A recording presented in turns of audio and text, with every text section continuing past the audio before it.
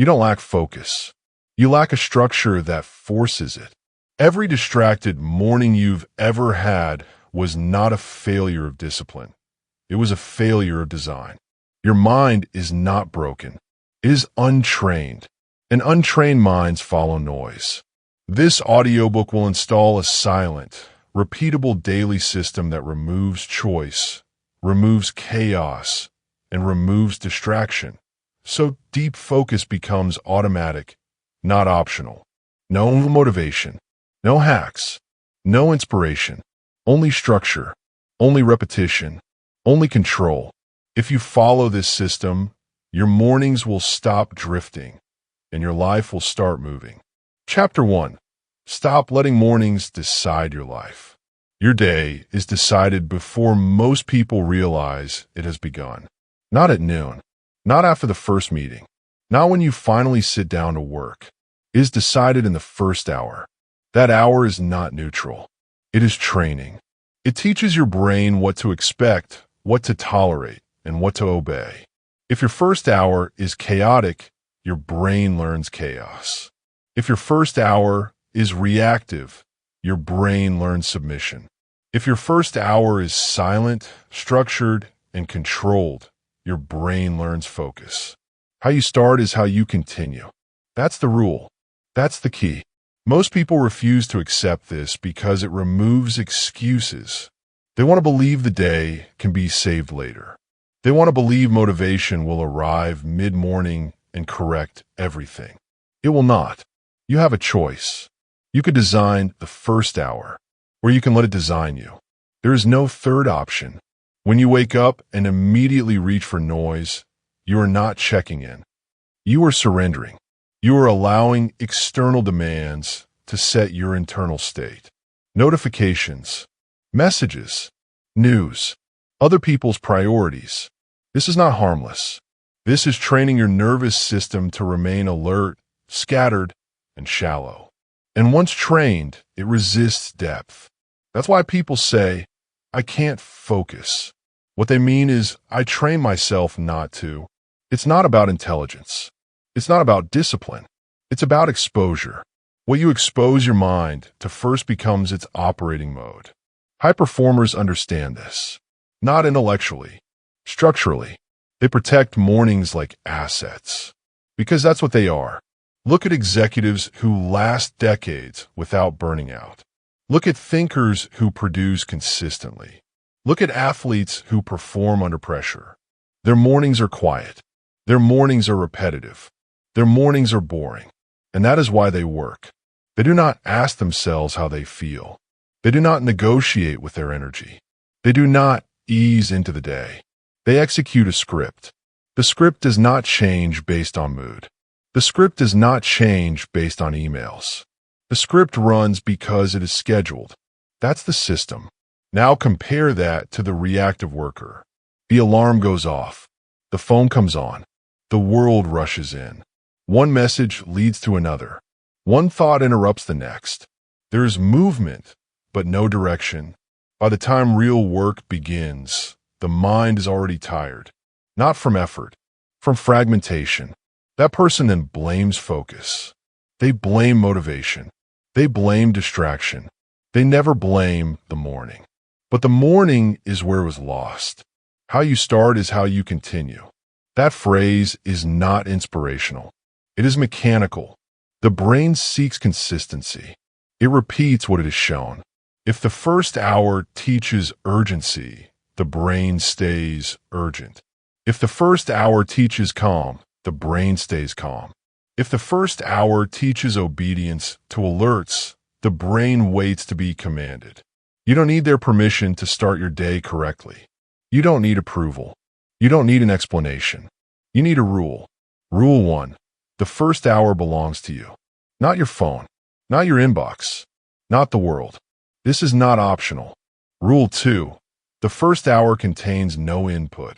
No news. No messages. No consumption. Only output or preparation for output. That's the key. Rule 3. The sequence does not change. Same wake time. Same order. Same actions. You are not building excitement. You are building obedience. Your brain must learn that when you wake up, certain things happen. Automatically, without discussion. That is how control is established. You have a choice. You can wake up and ask, "What's happening today?" Or you can wake up and state, "This is what happens now." One produces anxiety. The other produces focus. It's not about productivity. It's about authority. When you run the first hour, you lead your mind. When you don't, something else will. Silence is critical here. Silence is not the absence of sound. It is the absence of intrusion. Silence allows thoughts to line up instead of collide. It allows attention to settle instead of scatter. This is why silence feels uncomfortable at first. Your mind is not used to being alone with direction. Do not escape that discomfort. That discomfort is the training. High performers sit in it daily, not because they enjoy it, because it works. They understand that clarity comes before action, and clarity requires space. You don't need their permission to claim that space. How you start is how you continue. If you start rushed, you will rush. If you start distracted, you will drift. If you start deliberate, you will direct. This is not philosophy. This is conditioning. The first hour is where you set the tone, the pace, and the ceiling. Ignore it, and the rest of the day compensates poorly. Control it, and the rest of the day follows easily. This chapter establishes the foundation. Mornings are not casual. They are commands. In the next chapter, we will remove the final illusion, the belief that motivation is required to execute this structure. Because it's not about motivation. It's about permanence. And permanence comes from systems. Chapter 2, Motivation is unreliable. Structure is permanent. Motivation is not a tool. It is a feeling. Feelings fluctuate. They rise. They fall. They disappear without notice. Yet most people build their lives as if motivation is stable, as if it can be summoned on command, as if it owes them consistency. It does not. This is the first mistake, and it is a costly one. You do not fail because you lack motivation. You fail because you build a system that requires it. That's the key. Motivation is strongest when nothing is required. It fades the moment resistance appears. That is not a character flaw. That is biology. The mind avoids effort unless effort is unavoidable. It conserves energy. It seeks comfort. So when people say, "I don't feel like it," they're not being weak. They're being normal. The error is designing a life that listens to that voice. You have a choice. You can build a life that waits for motivation, or you can build a life that ignores it. Only one produces results. Structure beats emotion every time. High performers understand this early. They stop asking themselves what they want to do. They decide what happens, and then they schedule it. Once scheduled, the decision is over. This is not rigidity. This is relief. The mind obeys what is scheduled, not what is desired. Desire negotiates. Schedules command. When something is scheduled, it becomes external. It is no longer a debate inside your head. It is an appointment you either keep or break. And the brain treats those two states very differently. Desire lives in imagination. Schedules live in reality. That's the system. Look at people who are consistent over decades. Writers, athletes, builders. They do not feel motivated every day. They do not wait for inspiration. They do not ask if today is the right day. They show up because it is time. The calendar tells them what to do, not their mood. This is why they outlast others. Not because they want it more, because they removed choice. Choice is expensive. Every decision drains energy. If you must decide whether to work every day, you will eventually decide not to. Not because you are lazy, because you are human. Structure removes that burden. You wake up. You follow the sequence. There is nothing to consider. Structure beats emotion every time. This is where most people resist. They confuse structure with restriction. They say, I don't want to feel trapped. What they mean is, I don't want to commit. But lack of structure is not freedom. It is exposure. Exposure to distraction. Exposure to impulse. Exposure to inconsistency. Structure protects you from yourself. You don't need their permission to impose it. You don't need to explain it. You don't need to justify it. You need to install it. Rule 1. Anything important must be scheduled. If it matters, it gets time. If it has no time, it is optional. Optional things get skipped. Rule 2. The schedule is written when you are calm, not when you are tired, not when you are emotional. You decide once, then you execute many times. Rule 3. You do not renegotiate daily. Renegotiation is how systems collapse. The mind will always present a reason. It is creative when avoiding effort. Ignore it. Structure beats emotion every time. Notice the language here. Not try, not aim, not hope. Schedule. This is not about ambition. It is about mechanics. When an action is scheduled, it moves from intention to obligation. Obligations are taken seriously. Intentions are postponed. That's the difference. People who rely on motivation live in cycles. High energy, low energy, guilt, reset. People who rely on structure live in lines. Steady, predictable, sustainable. They do not spike. They do not crash. They progress. You have a choice. You can ride emotional waves, or you can build a system that works in calm and chaos. One is exhausting. The other is permanent. This applies directly to focus. You cannot feel your way into deep work. Focus requires entry conditions, silence, time boundaries, clear tasks. These are structural elements, not emotional ones. If you wait to feel focused, you will wait indefinitely. If you schedule focus, it will arrive reluctantly and then stay. The mind resists at first. Always. That resistance is not a signal to stop. It is a signal that training has begun. This is why repetition matters. The first time you follow structure without motivation, it feels forced. The 10th time, it feels normal. The 50th time, it feels inevitable. That's the key. Structure reshapes identity. You stop seeing yourself as someone who tries. You become someone who executes. Execution builds trust. Trust builds confidence. Confidence reduces emotional interference. Over time, motivation becomes irrelevant. You act whether it shows up or not. That is freedom. Structure beats emotion every time. This chapter removes the illusion that you need to feel ready. You don't. You need to be scheduled. In the next chapter, we will address the environment that most often destroys structure before it can take hold. Noise. Because even the best system fails if the mind is constantly invaded. And control begins with silence. Chapter 3. Silence is not empty. It is control. Silence is misunderstood. Most people think silence is passive. They think it is the absence of action. They think it is doing nothing.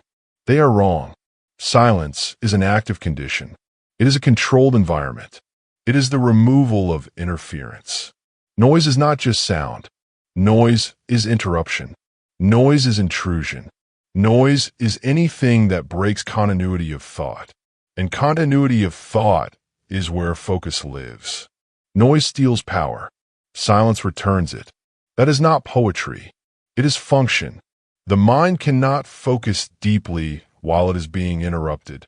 Every interruption forces a context switch. Every switch costs energy. This energy is not infinite.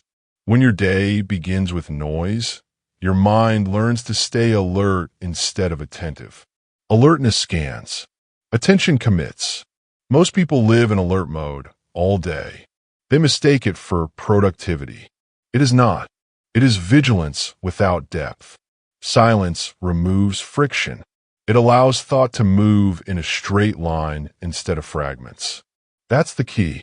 This is why silence feels uncomfortable at first. Your mind has been trained to expect input. It is addicted to stimulation. When stimulation disappears, the mind panics. It searches for replacement. Do not give it one. That discomfort is withdrawal. And withdrawal is part of regaining control. You have a choice. You can numb the discomfort with noise, or you can let the mind settle. Only one leads to clarity. Noise steals power. Silence returns it. Look at monks. They are not silent because they have nothing to say. They are silent because they are training attention. Silence reduces cognitive load. It removes unnecessary decisions. It stabilizes the nervous system. This is not spiritual. It is neurological. A quiet environment lowers baseline stress. Lower stress increases cognitive capacity. Higher capacity allows sustained focus. That is the chain. Elite thinkers understand this instinctively. They isolate not to escape the world, but to engage with it properly. They remove noise so thought can deepen. They protect silence because they understand its cost. Silence is expensive in a noisy world, which is why it is valuable. CEOs use silence strategically. They block time with no meetings, no calls, no interruptions. Not because they are antisocial, because decision quality depends on mental clarity. They know that reactive minds make short-term decisions. Quiet minds see patterns. Silence returns power. You don't need their permission to claim it. You don't need to justify it. You don't need to explain why you are unavailable. Availability is not a virtue. It is a liability. Rule 1. Silence must be scheduled. If silence is optional, it will be consumed by noise. You do not find quiet time. You enforce it. Rule 2. Silence means no input. No podcasts. No background music. No scrolling. Silence is not reduced noise. It is no noise. Rule 3. Silence precedes focus. Do not attempt deep work immediately after stimulation. The mind needs a buffer. Silence is that buffer. This is where most people fail. They try to work deeply while staying connected. They keep channels open just in case. Just in case becomes constantly. You cannot be focused and available at the same time. Choose one. Noise steals power. Silence returns it. Understand this clearly. Silence is not the goal. Control is the goal. Silence is the tool.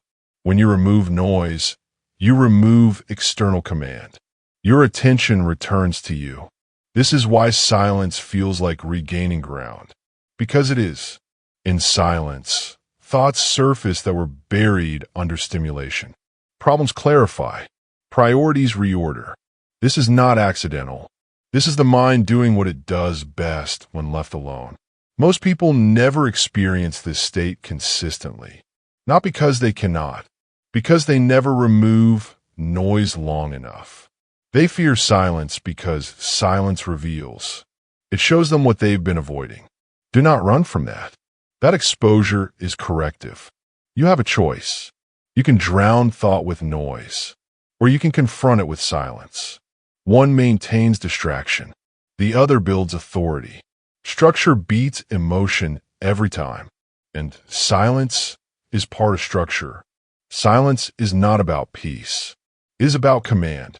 When your environment is quiet, your mind stops reacting.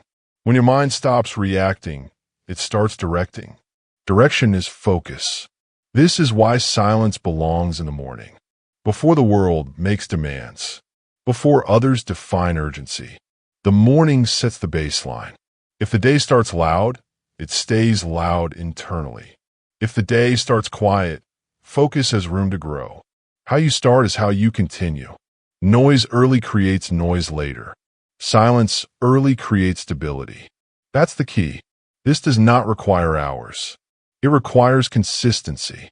10 minutes of real silence daily does more than occasional isolation. Repetition trains the nervous system. The mind learns that quiet is safe. It stops resisting it. Eventually, Silence becomes productive instead of uncomfortable. At that point, focus becomes accessible. You don't need motivation for this. You need a rule. Rule 4. Silence is non-negotiable during protected hours. No exceptions. No quick checks. Exceptions become habits. Habits become identity. Noise steals power. Silence returns it. This chapter establishes control of the environment. The next step is control of decision-making. Because even in silence, the mind can waste energy choosing. In the next chapter, we will eliminate unnecessary decisions entirely by designing mornings that require none. Because focus does not come from trying harder. It comes from removing friction, and friction begins with choice.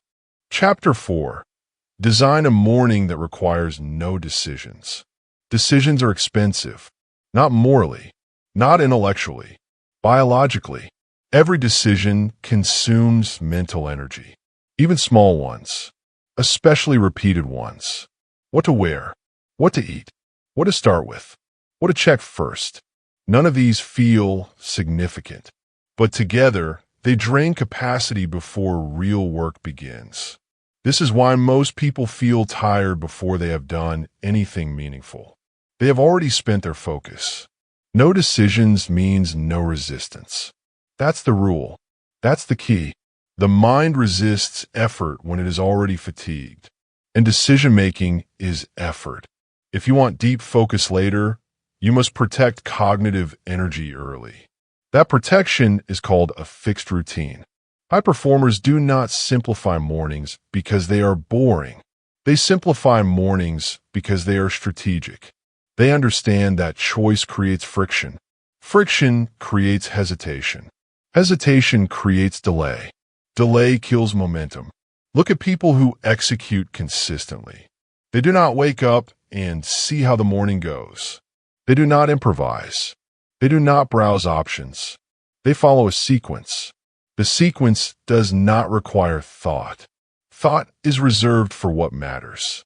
That is the system. You have a choice. You can decide repeatedly, or you can decide once. Decide once and reuse the decision daily. That is how routines are built. No decisions means no resistance. Most people confuse routines with rigidity. They think structure removes freedom. In reality, structure removes noise. When your morning is fixed, your mind relaxes. It knows what comes next. There is no internal debate. Debate is where resistance forms. When the mind debates, it delays. When it delays, it seeks escape. When it escapes, distraction wins. Fixed routines prevent this entire chain. You don't need their permission to design one. You don't need to explain it. You don't need to justify why your morning is repetitive. Repetition is the point. Rule 1. The morning sequence is written down. If it lives only in your head, it will drift. Write once. Follow it daily. Rule 2. The sequence starts immediately upon waking. No buffer time. No wandering. The first action triggers the next. Momentum replaces motivation. Rule 3. The order never changes. Even if the actions are simple, order creates certainty. Certainty removes resistance. No decisions means no resistance. Let's be precise. A decision-free morning answers these questions in advance. When do I wake up? What I do first? What I do second? When does focused work begin? There is no space for improvisation. Improvisation invites emotion. Emotion invites negotiation. Negotiation is the enemy of execution. This is why people say, "I'll start in a few minutes." Those minutes disappear. Not because time vanished, because resistance took over. Fixed routines bypass that. Think of it like a track. Once the train is on it, movement is automatic. The train does not decide where to go next. It follows the rails. Your routine is the rail system for your attention. Without it, attention wanders. No decisions means no resistance. This also applies to environment. If your workspace changes every morning, decisions multiply. If tools are not ready, hesitation appears. If tasks are unclear, avoidance grows. Rule 4. Prepare the environment the night before. Clothes, workspace, materials. Morning is for execution, not setup. Setup requires decisions. Execution requires compliance. That's the distinction. High performers respect it. They remove all unnecessary friction before the day begins, because they know friction compounds. One small delay leads to another. Soon the morning is gone. And once the morning is gone, the day is compromised. How you start is how you continue. You have a choice.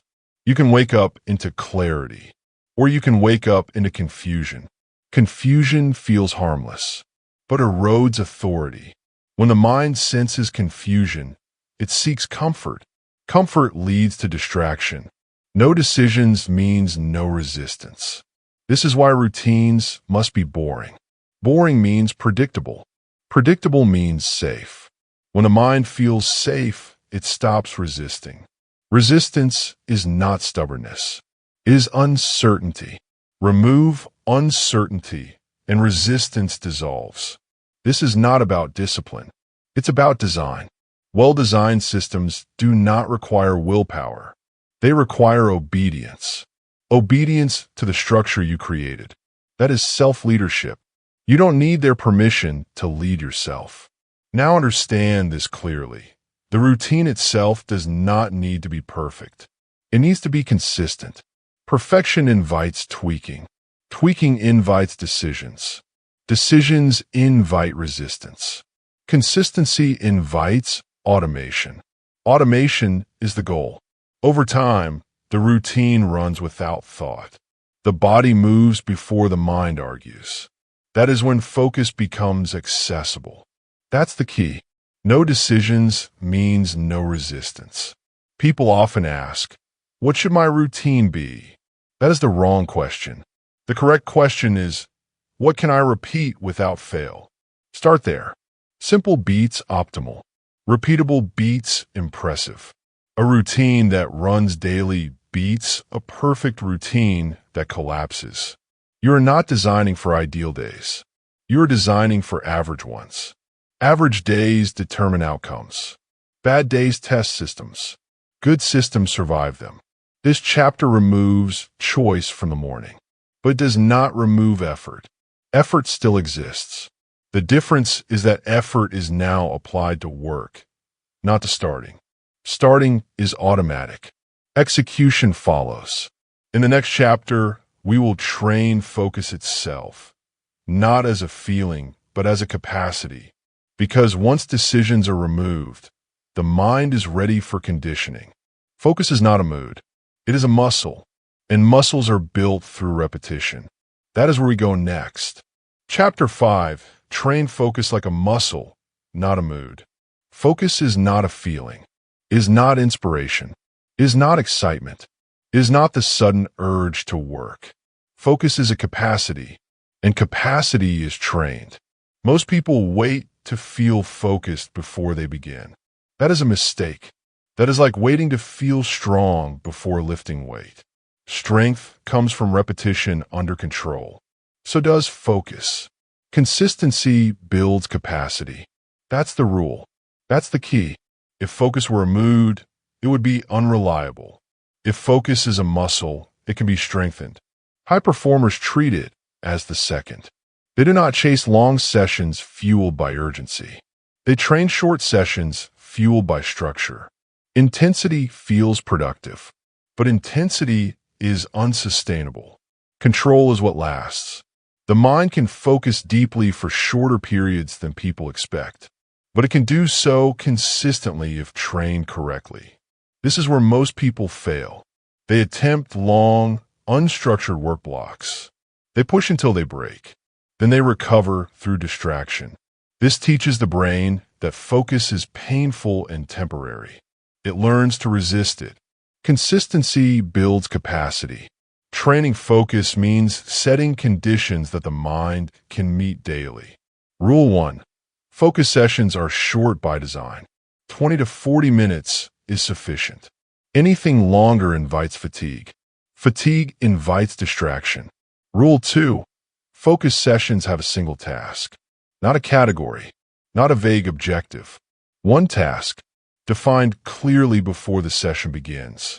Clarity removes friction. Rule 3. Focus sessions end on time, not when you feel finished, when the clock ends it. Ending on time preserves trust. The mind learns that focus has limits. This matters. When the brain knows focus will end, it stops resisting entry. It feels contained.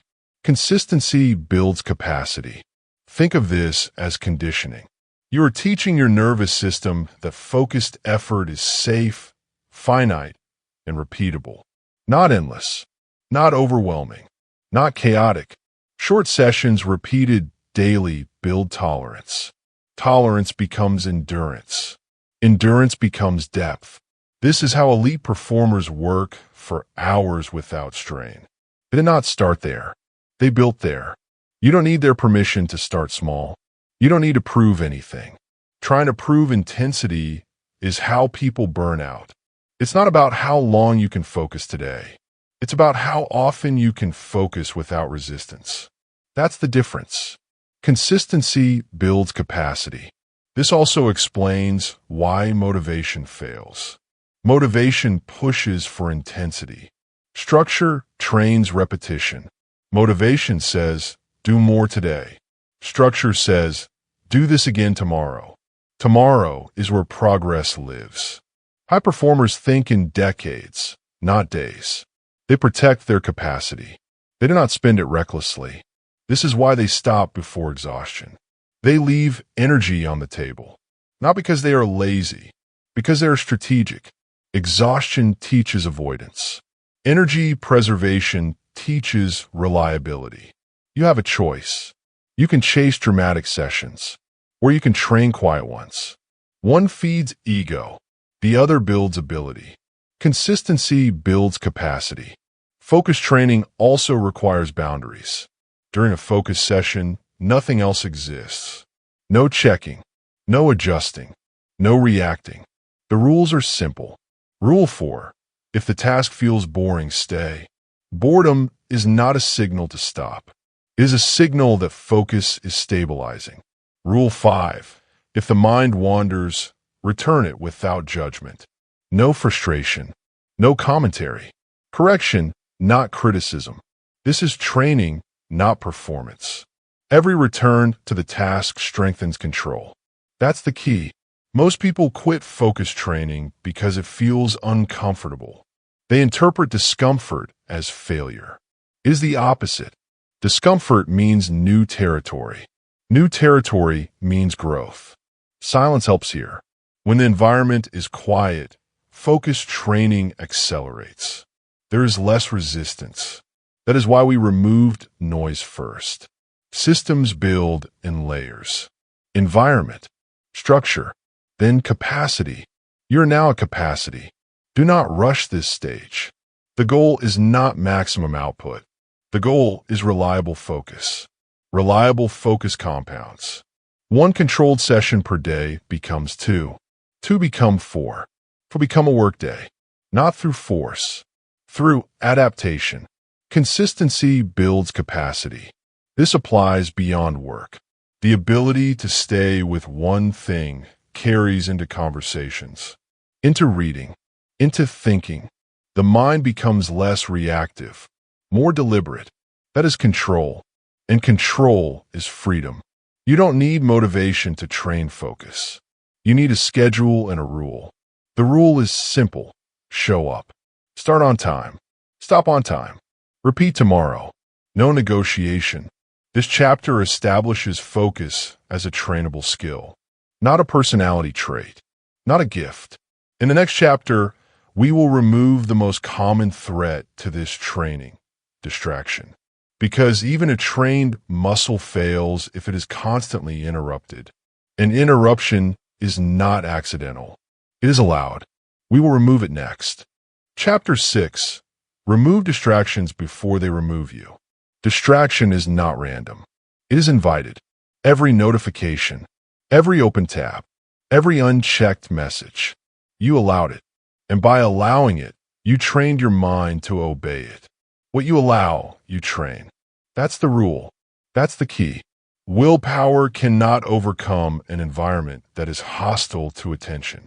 No matter how disciplined you feel, the brain obeys what is easiest. When the environment is chaotic, the easiest path is always distraction. This is why most people believe they are weak. They are not. They are exposed. Look at high performers. Their environments are designed for compliance, not temptation. They remove friction for focus and add friction for distraction. Every element you leave unguarded trains your mind to respond. Your phone, your browser, your email, your surroundings. This is not minor. It is cumulative. 5 minutes of uncontrolled input in the morning trains the brain more than 1 hour of forced focus. What you allow, you train. Rule 1. Subtract first. Remove every non-essential device, notification, and visual stimulus before work begins. If it is not required, it is hostile. Rule 2. Physical environment matters. Clutter competes with thought. Every object demands attention. Clear the space. Control what is present. Rule 3. Digital subtraction is mandatory. Close apps. Turn off notifications. Silence messaging. Disconnect from noise sources. This is not optional. Your focus depends on it. High performers understand this instinctively. CEOs block distractions physically. Writers isolate digitally. Athletes remove irrelevant stimuli. They do not negotiate. They enforce. Distraction is not a flaw of the mind. It is a flaw of design. You have a choice. You can leave the environment unguarded, or you can design it to obey you. What you allow, you train. This applies to mental habits as well. Internal distraction, daydreams, worries, internal debate is triggered by external noise. Remove the noise and internal distraction diminishes. Your brain is efficient. It responds to the easiest path. Make focus the easiest path. Start with small wins. One phone in another room. One browser tab closed. One clear workspace. Consistency compounds. What you allow, you train. Resistance will appear. The brain will test limits. It will suggest just one look or quick check. Do not yield. Every yield trains weakness. Every compliance trains the mind to obey interruption. Rule 4. Enforce boundaries rigidly. Start small. Expand daily.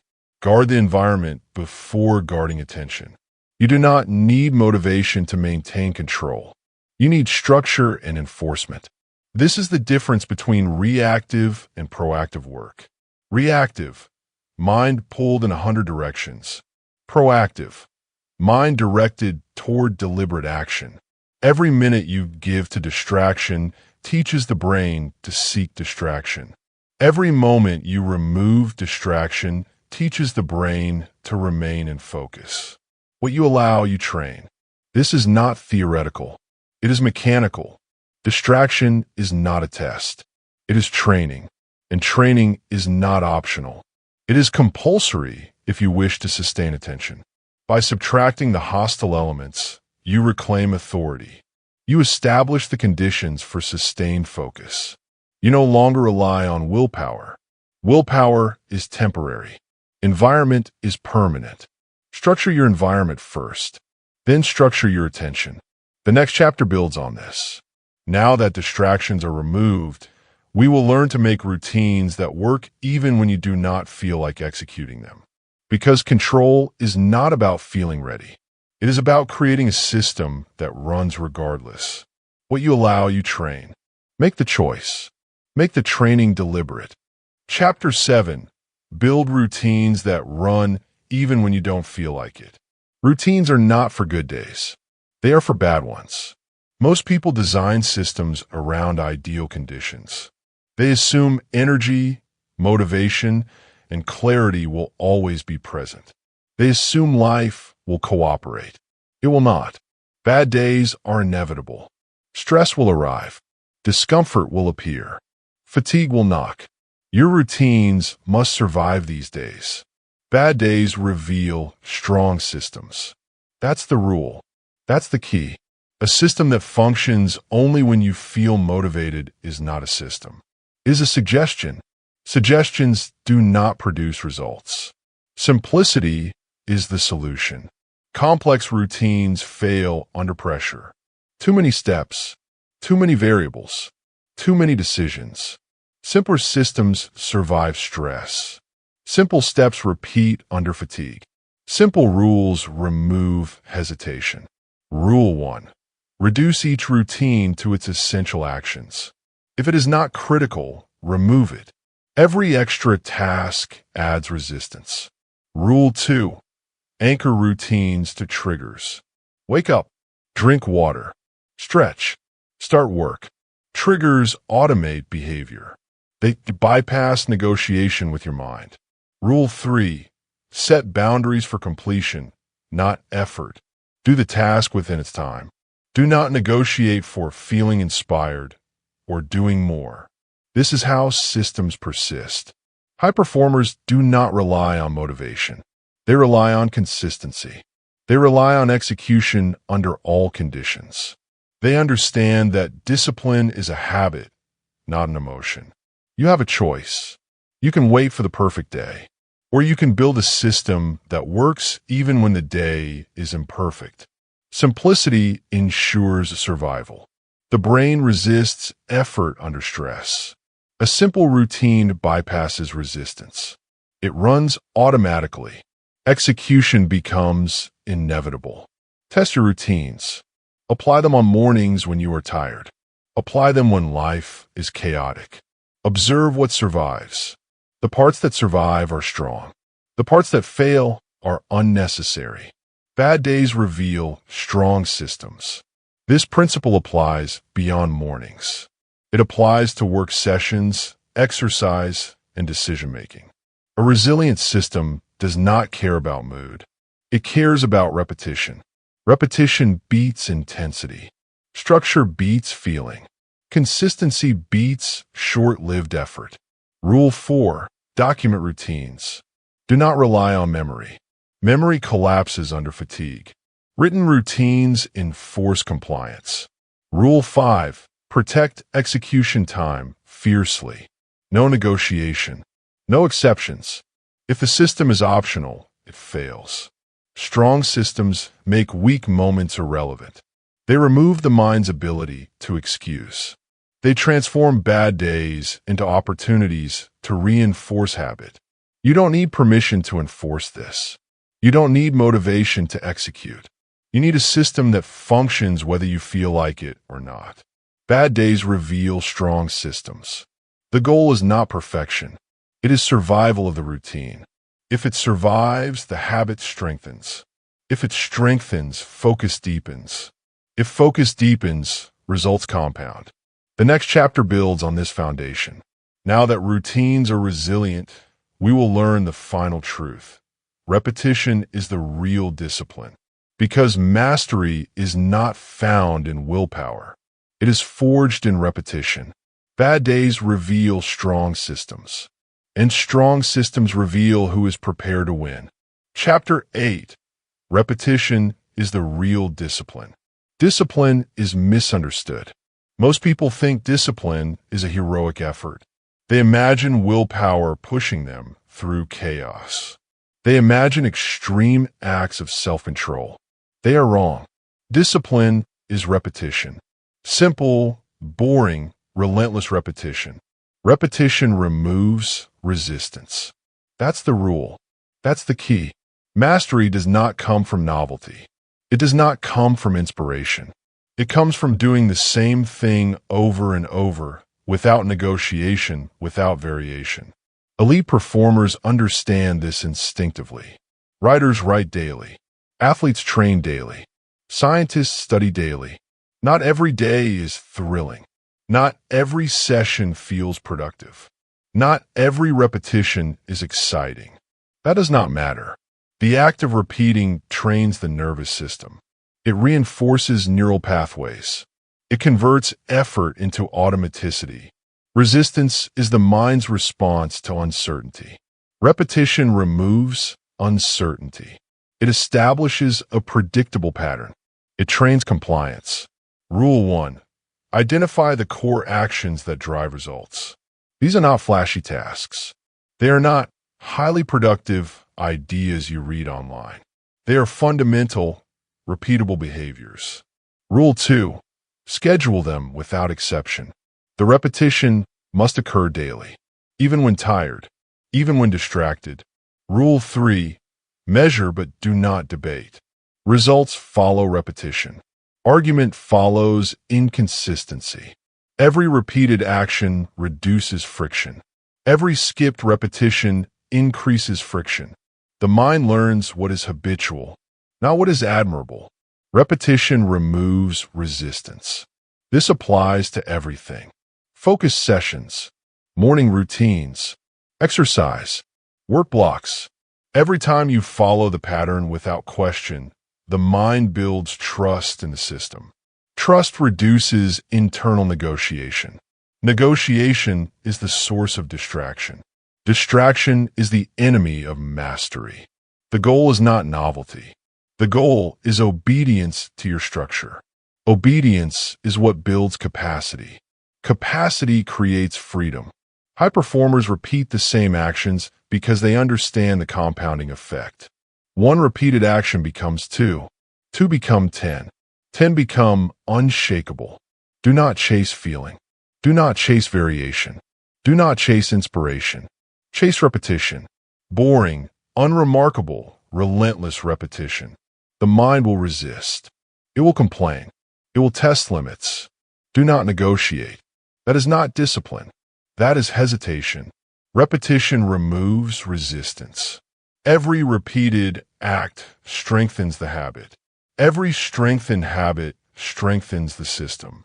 Every strengthened system reinforces focus. Discipline is not a trait. It is a process built layer by layer, repetition by repetition. You have a choice. You can seek temporary effort, or you can establish permanent capability. Repetition removes resistance. The next chapter addresses the largest threat to all this training, the first win of the day. Because even repeated systems fail if you do not claim early authority over your mind. And early authority sets the tone for the entire day. Chapter 9. Protect the first win of the day. The day begins before the world arrives. Before emails. Before messages. Before requests. Your first action sets the tone. It is not symbolic. It is mechanical. Win early. Let all day. That's the rule. That's the key. High performers understand this. They do not wait for clarity or energy. They claim a small, guaranteed victory immediately upon waking. The win is not necessarily big. It is deliberate. It is completed. It is certain. Completing a simple task first teaches the mind obedience. It says, I am in charge. It establishes authority over attention. Without it, the day begins in negotiation. The mind argues. Resistance grows. Momentum is lost. Early wins are not about ego. They're about wiring the nervous system. They reprogram confidence. They make focus habitual. Rule 1. Identify one task you can complete immediately upon starting. It must be small enough to guarantee success. It must be meaningful enough to register as a win. Rule 2. Complete it without hesitation. No checking the phone. No distractions. No negotiation. Rule 3. Repeat this action every day. Do not vary. Do not skip. Consistency compounds its effect. This is not optional. Early wins create leverage. Leverage makes the rest of the day automatic. Without early wins, the mind drifts. Without early wins, resistance sets in before work begins. Without early wins, structure fails. Small victories reinforce control.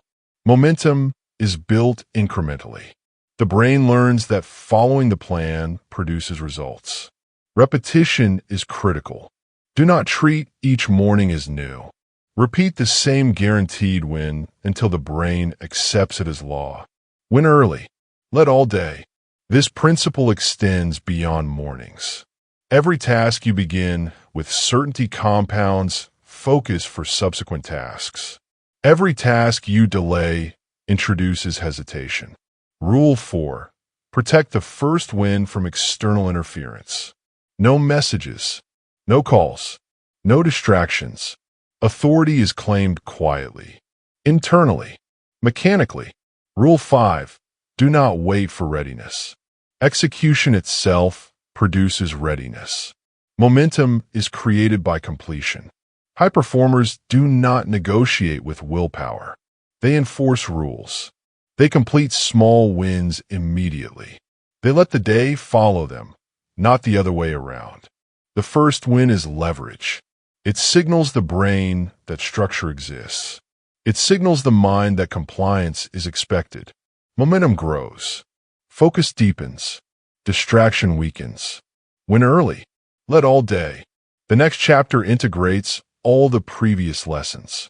It shows how the repeated actions, protected mornings, silence, structured routines, and early wins combine to create identity. Because a routine is not merely a sequence of actions. It is a declaration of who you are. And identity determines behavior long after motivation disappears. Chapter 10. Turn your routine into an identity. What you do repeatedly defines you. Not your intentions. Not your plans. Not your aspirations. What you repeat becomes who you are. That's the rule. That's the key. Routines are more than sequences of actions. They are statements of identity. Every repeated action tells the mind, this is who I am. When the morning is controlled, the first win is claimed, focus is trained, and distractions are removed, the routine begins to shape identity. Identity-driven routines require no motivation. Motivation is unnecessary because the mind no longer debates. The behavior aligns automatically with who you believe yourself to be. Rule 1. Repeat essential actions daily, not sporadically, not when convenient. Daily. Rule 2. Protect the sequence. Do not negotiate. Do not rationalize exceptions. Rule 3. Let the routine define you. When you follow it, you are not performing. You are expressing identity. You don't follow routines. You become them. Consider elite performers. Their work, their focus, their habits are extensions of their identity. The writer writes because they are a writer. The athlete trains because they are an athlete. The thinker reflects because they are a thinker. Behavior flows naturally from identity. Resistance disappears. Discipline becomes effortless. Focus becomes sustainable.